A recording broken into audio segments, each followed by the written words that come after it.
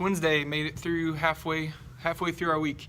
Got a little snow on the ground this morning. It was kind of a, what the heck is this stuff? But we haven't seen that much this year. So we are getting into seasons pretty hard in the next couple days, and I want to make sure that you have an opportunity, if the lab activities you're completing today and tomorrow, if they aren't making sense to you, that you can come back to this and kind of figure out what's making our seasons for us. So let me go through these things real quick.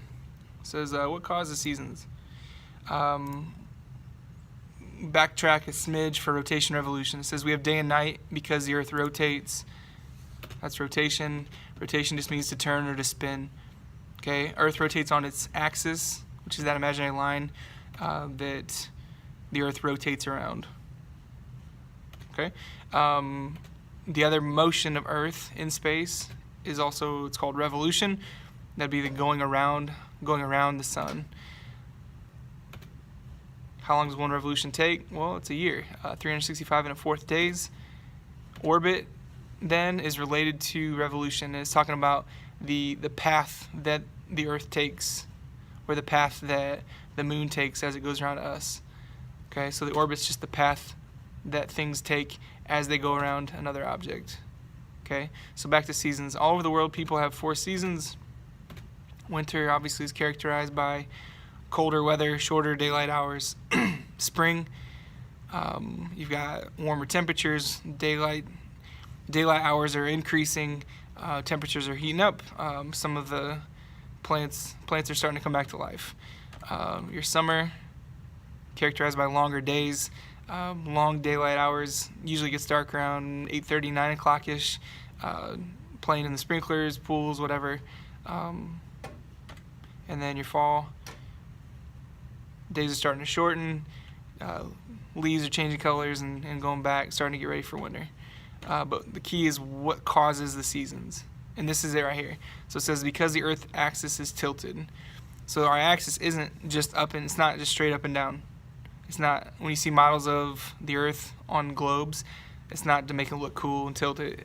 It's because that's how we are. The earth's axis is tilted 23.5 degrees, and it's always tilted in the same direction. Okay, so if you look at this diagram, the earth's axis is always tilted the same direction. So as the earth revolves, the part of the earth that's tilted toward the sun changes. So that's important too. So the axis is going to be tilted the same direction the whole year, and we go around the sun counterclockwise.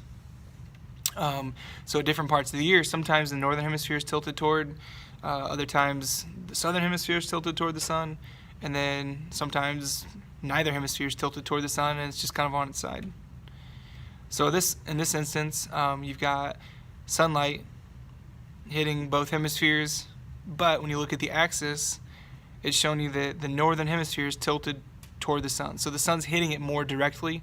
So that'd be summer in the northern hemisphere. It'd be winter in the southern. This one's flip-flop, so it'd be like you'd be on the other side of the sun. In this case, the North Pole, this axis, is the northern hemisphere is tilted away from the sun. The southern hemisphere is actually tilted toward the sun. So they're getting the direct sunlight. Northern hemisphere would be getting indirect light. It's more spread out. So that'd be our winter in the northern hemisphere. Okay, and in the summertime, when the sun's hitting us more directly, it'd be like you shining a flashlight on a piece of paper. That circle that's made of the light is in a lot smaller area. It's more intense. It's more direct. That's like how it is in the summer. In the wintertime, though, when we're tilted away, the sun's hitting us at an angle, and it'd be like you flashing the flashlight, but holding it kind of to the side, so that light is more spread out. It's less intense, less direct.